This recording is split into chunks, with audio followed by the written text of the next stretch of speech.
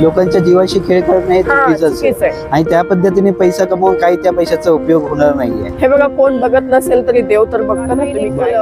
Chemical colour त्यांना ते पडलेलं नाहीये की लोकांना कॅन्सर होईल का त्यांचे ऑर्गन्स खराब होईल, त्याचं पडलेलं नाही. त्यांना त्यांचे व्यवसायाशी मतलब आहे. पण आपण आहे ते ॲटिझेट विकतो आणि आपली गाडी आहे आर्मी पोलीसला पण आपला माल सप्लाय करतो. केमिकल वापरून करतात, तर मग आता लोकांनी ओळखायचं कसं? नमस्कार मंडळी, तळजाई या ठिकाणीच आपण आता आहोत. तळजाई पुणे या ठिकाणी या ताई इथे व्यवसाय करतायत, पाहू शकता तुम्ही. त्या अंडी वगैरे विकतायत. हे गावरान अंडी आहेत. ही गावरान अंडी आहेत. हा, दोन्ही गावरान आहे. ही जात पण गावरान. वेगळी. ही सोनाली आहे. सोनाली. हा, हे वनराज गिरिराज आहे. गिरिराज. अच्छा, ती अंडी आहेत. हा, मग काय फरक आहे दोन्ही अंड्यांमध्ये? ह्याच्यामध्ये कॅल्शियम प्रोटीन असतं. ह्याची टेस्ट वेगळी, ह्याची टेस्ट वेगळी. हे मीडियम गरम असतं, हे जास्त गरम असतं. हे जास्त गरम हा, हे असतं. गरमीमध्ये खाऊ शकत नाही. हो का? खायचं असेल तर फार त्याला फ्रीज मध्ये जास्त म्हणजे ठेवावे लागतात. आणि सध्या आजकाल आपल्या पुण्यामध्ये जेवढे गावरान अंडीवाले आहे, खरं जे आहे ते असं ह्याच अंड्याला फार कलर वगैरे, रासायनिक कलर या अंड्यांना, हा, रासायनिक कलर, केमिकल कलर त्यांना ते पडलेलं नाहीये की लोकांना कॅन्सर होईल का त्यांचे ऑर्गन्स खराब होईल, त्याचं पडलेलं नाही. त्यांना त्यांचे व्यवसायाशी मतलब आहे. पण आपण आहे ते ॲटिझेट विकतो आणि आपली गाडी आहे आर्मी पोलीसला पण आपला माल सप्लाय जातो. अरे वा. हा, इथे बघा तुम्ही त्याचा व्हिडिओ बघा. म्हणजे बघू शकता. हे बघा तुम्ही, ही जी अंडी आहेत, ह्या ताई ज्या व्यवसाय करतायत ना, ती अंडी ही आर्मी पोलीस सप्लायर म्हणजे त्यांनाही अंडी पुरवली जातात ह्या ताईंच्या द्वारे. तर मग ताई, हे तुमचं स्वतःचं फार्म वगैरे आहे का? हो, आमचा फार्म आहे. आमच्या नातेवाईकांचा फार्म आहे. इकडे दौंडला फार्म आहे. दौंडला फार्म आहे तुमचा स्वतःचा? हो. मग ह्या अंडी व्यवसाय तुम्ही करताय, मग कशी मेहनत असते का, कसं काय असतं? मेहनत तर असते. त्यांना चांगला फीड द्यावा लागतो. त्यांची म्हणजे लस करणे, लस देणे वगैरे वेळेवर, त्यांना साफसफाईने ठेवणे वगैरे. अच्छा. हे सगळ्या गोष्टी असतात त्यांच्या मागे. वेळेवर त्यांना खाणं पिणं आणि चांगलं खाद्य देणं, चांगल्या क्वालिटीचं खाद्य देणं. अच्छा.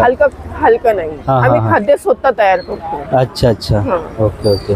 त्याच्यामध्ये 5-7 ग्रेन असतात. परत सोयाबीन असतं, मग फिशचं असतं, ड्राय फिशचं असतं. एवढं सगळं खाद्य द्यावं लागतं त्यांना. ते जे खातात ते आम्ही त्यांना पालेभाजी वगैरे आणि सलाडचं पण काय खात असतील, फ्रूट खात असतील ते पण देतो. म्हणजे जे खात असतील ते सगळं देतो त्यांना. अच्छा. म्हणजे थोडंसं असं अनैसर्गिक पद्धतीने नाही करत, सगळं नॅचरल असं जे फूड असं कोंबड्यांना नॅचरलच दिलं जातं. हा, नॅचरल. अच्छा. नॅचरलच. आणि तुम्ही सांगत होत्या ते केमिकल वापरून करतात, तर मग आता लोकांनी ओळखायचं कसं?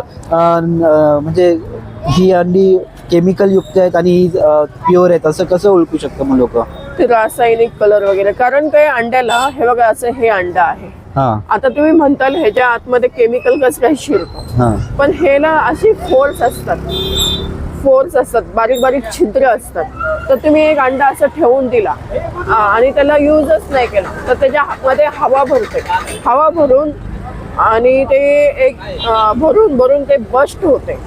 तर ते छिद्र असतात. तर ते केमिकल पाण्यामध्ये टाकलं तर ते हे होतं की आपलं याच्या आतमध्ये शिरून, अंड्यामध्ये शिरून ते म्हणजे रासायनिक कलर असेल. अच्छा, म्हणजे तुम्ही म्हणताय जरी वरून ते केमिकल वापरलं तरी ते आतमध्ये जाऊ शकतं आणि लोकांना इजा करू शकतं का? हा.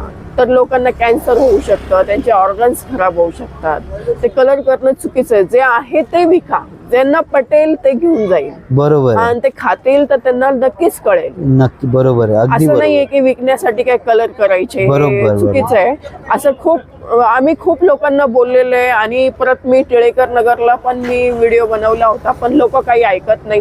आपण सासवडच्या खाली आलो, तिकडे अंडी दळवी वस्ती आहे, तिकडे 3-4 अंडीवाले आहेत. पण ते सगळे जास्त करून केमिकल तसा माल मिळतो. आता खूप लोकांना माहीत झालेलं आहे की सासवडचा माल बरोबर नाहीये. तर ते पहिले विचारतात आम्हाला सासवडचा माल आहे का, आम्हाला नको आहे सासवडचा माल, असं बोलतात ते. अच्छा. हा, असं आहे. मार्केटमध्ये मी आणि अजून एखादा व्यक्ती असेल की तो नांदेड सिटीमध्ये त्यांचं दुकान आहे, तो भाजीचं फ्रूटचं दुकान आहे आणि ते अंडी पण विकतात आणि ते ओरिजिनल माझ्यासारखेच विकतात. बाकी तर ओरिजिनल असं म्हणजे विकणारे मी पाहिलेच नाही, सगळं ते कलर बिलर करूनच जास्त करून विकतात असं. अच्छा पण ते अच्छा, चुकीचं आहे.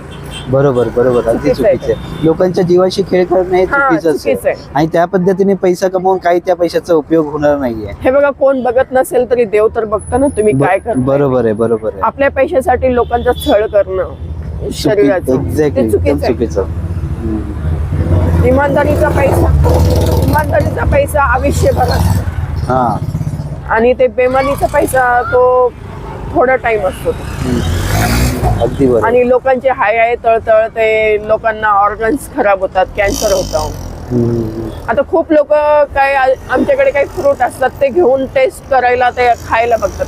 खाऊ नका, धुवून खावा. आम्ही असं म्हणतो, अंडी पण धुवून घ्या.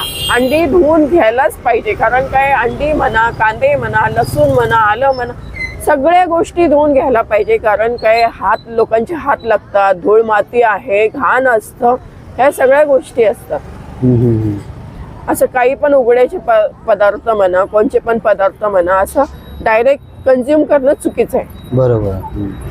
म्हणजे ही फार छान माहिती आणि उपयुक्त माहिती ही पूर्ण महाराष्ट्राला या ताईंनी दिलेली आहे. खूप खूप धन्यवाद ताई तुमचं.